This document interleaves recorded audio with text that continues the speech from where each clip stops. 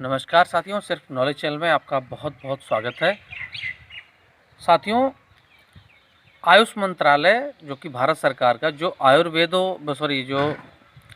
दवाओं पर जो अध्ययन करते हैं और आयुर्वेदिक दवाओं के बारे में जो मंत्रालय है उसे आयुष मंत्रालय बोलते हैं। और आयुष मंत्रालय ने एक गाइडलाइन जारी की है कि लोग कैसे संक्रमण से बचें। आयुर्वेद के अनुसार जो डेली का खान पान है, इन चीज़ों में कौन से छोटे छोटे बदलाव करके या छोटे छोटे चीज़ें अपना कर हम इस संक्रमण जो चल रहा है देश में, इससे बच सकते हैं, इसके बारे में एक गाइडलाइन जारी करी है आयुष मंत्रालय ने। उस गाइडलाइन को मैं आपको सारी चीज़ जो भी पॉइंट्स हैं सारे बताऊंगा मैं आपको। और मैं ये मेनली आपको ये इसलिए बताऊंगा कि आप जो कोटेदार हैं हमारे, वो कोटेदार तो इन चीज़ों का पालन निश्चित करें, क्योंकि वो हज़ारों लोगों से मिलते हैं महीने में, और ये सैकड़ों की संख्या में तो पर डे मिलते हैं लोगों से। तो ऐसे जो हमारे कोटेदार साथी हैं, इन लोगों को उन गाइडलाइंस को फॉलो करना बहुत ज़रूरी है। और मैं आपसे निवेदन करूंगा कि आप उन चीज़ों को फॉलो ज़रूर करें। और ये कोई बड़ी चीज़ें भी नहीं है, बहुत सी नॉर्मल चीज़ें हैं, छोटी छोटी जो रोज़ का खान पान है हमारा, बस उसकी चीज़ें हैं। तो हम चलते हैं और हम आपको बताएंगे। लेकिन एक बात ध्यान रखिएगा, आप एक एक टिप्स को, हमारा जो एक एक बात है, ये मेरी नहीं है, ये आयुष मंत्रालय की है, भारत सरकार के जिन्होंने गाइडलाइन जारी करी हैं। तो उन चीज़ों को आप मानिएगा ज़रूर, और आज से ही अब से ही फॉलो करना शुरू कर दीजिएगा। तो हम चलते हैं स्क्रीन पर। उससे पहले मैं आपसे निवेदन कर दूं कि अब तक सब्सक्राइब अगर चैनल हमारा नहीं किया है तो प्लीज़ सब्सक्राइब जरूर करें।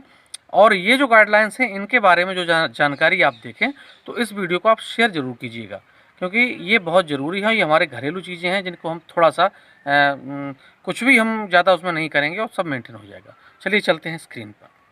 हम शुरू करेंगे आयुष मंत्रालय के जो उन्होंने सामान्य 3 उपाय बताए हैं। सामान्य बिल्कुल नॉर्मल, जिनका कोई ज़्यादा बिल्कुल जिनमें हम कुछ करना ही नहीं, एक तरीके से बहुत ही सामान्य है, हम रूटीन के लिए जो हम डेली यूज़ में ऐसे ही ला सकते हैं बिना किसी तैयारी के।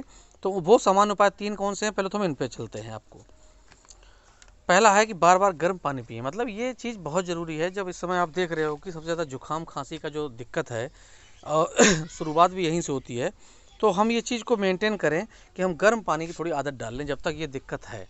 देखिए, जहाँ जहाँ ग्रीन जोन है वो तो लोग थोड़ा सेफ़ हैं, लेकिन जहाँ पे रेड जोन है या जो येलो जोन है, तो वहाँ पे थोड़ी सी समस्या है। तो वो लोग इस बात पर ध्यान दें कि गर्म पानी की आदत डालें, कि हम जो भी पिएंगे गुनगुना पानी पिएंगे। दूसरा है कि प्रतिदिन आधा घंटे तक योगासन, प्राणायाम में मेडिटेशन, यानी हम जो योगा है, योगा जैसे आप हम लोग बहुत जानते हैं, रामदेव बाबा के जो योगा है, और भी हम बहुत सारी चीज़ें जानते हैं, तो योगा हम आधा घंटे ज़रूर करें। इससे जो है रोग प्रतिरोधक क्षमता मेंटेन होती है और हमारे जो है दिक्कतें कम होती हैं, शरीर में ताकत बढ़ती है। तीसरा पॉइंट है कि भोजन में हल्दी, जीरा, धनिया एवं लहसुन का इस्तेमाल ज़रूर करें। ये 4 चीज़ें बहुत ज़रूरी हैं। ये सब चीज़ें जो है कि शरीर को गर्म रखती हैं, शरीर में थोड़ी एनर्जी रखती हैं। तो भोजन में हल्दी, जीरा, धनिया और लहसुन, और इन चीज़ों का इस्तेमाल ज़रूर करें।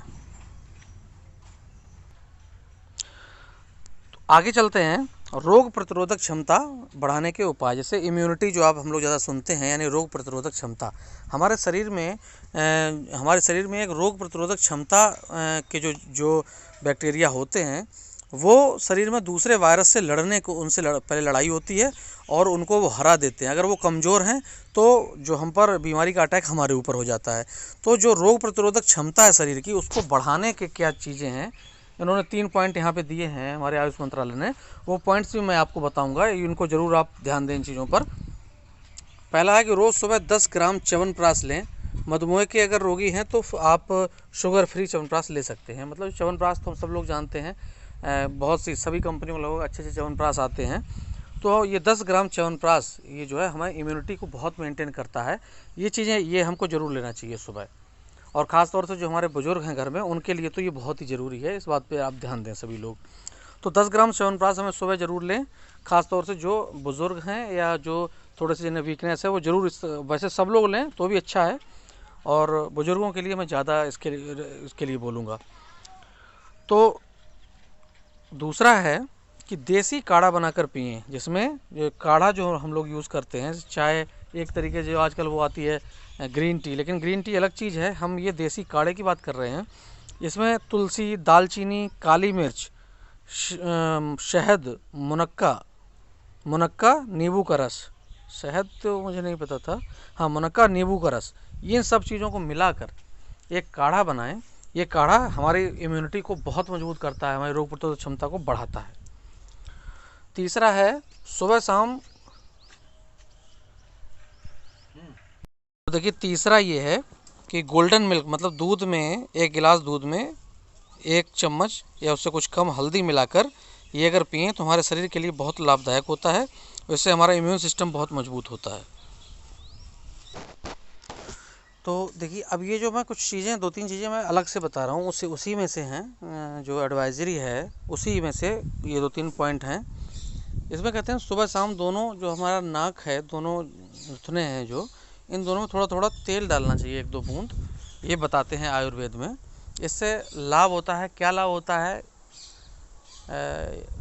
ये तो थोड़ा सा हमारे लिए बताना वो है, उसमें कुछ दिया भी ऐसा नहीं था, लेकिन ये चीज़ें बहुत पहले से होती हैं योग में, और मेरे घर में भी मेरे पिताजी चाचा जी ऐसा करते हैं।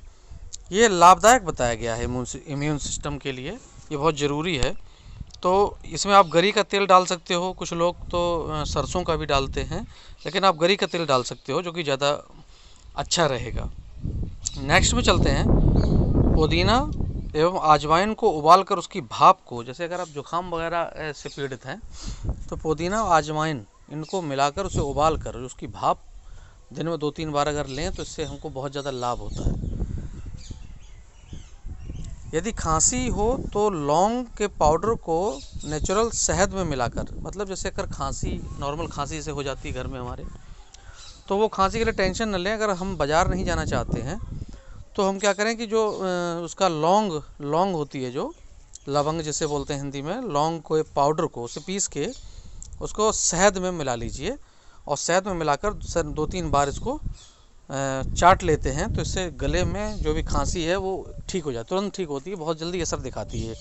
ये चीज़ें बहुत ज़रूरी हैं, इनको थोड़ा आप नोट कीजिएगा ज़रूर इन चीज़ों को, और इस पर आप अमल कीजिएगा। लास्ट, यदि आपको गले में दिक्कत, खांसी, बुखार वगैरह हो तो आप इसमें लापरवाही ना करें, डॉक्टर से तुरंत परामर्श लें, क्योंकि इस चीज़ को ज़्यादा पालना नहीं है। आप तुरंत डॉक्टर से दवा ले सकते हो, अगर दवा से भी नहीं हो रहा तो जो भी डॉक्टर बताएं उस तरीके की जांच कराई जाए। तो मैं उम्मीद करता हूँ ये चीज़ें आपको पसंद आई होंगी, और मेरा आपसे एक निवेदन है इस विषय पर कि आप इसको शेयर ज़रूर करें। अपने कोटेदार भाई जो भी नहीं जुड़े हैं उनसे आप शेयर ज़रूर करें इसको, ये मेरा आपसे निवेदन है।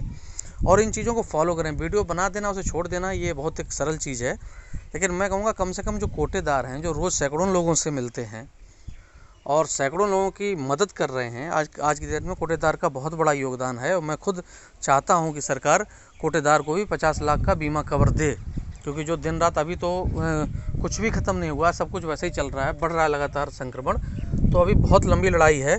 तो इस लड़ाई में कोटेदारों का एक अहम सहयोग है। तो मैं सरकार से भी यही गुजारिश करूँगा, और आप लोगों का जो भी संघर्ष है उसमें भी मैं साथ में हूँ।